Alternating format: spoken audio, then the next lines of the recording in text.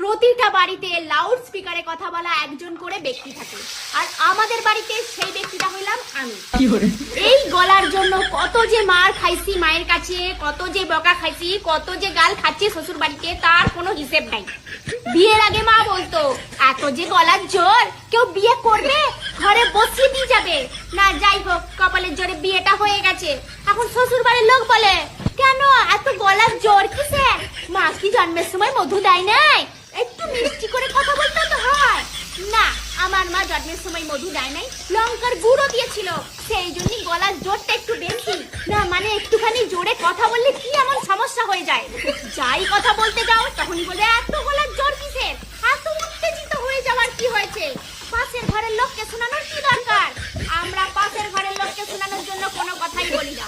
না না, বাড়ির লোকেরা এটা কেন বুঝতে পারে না?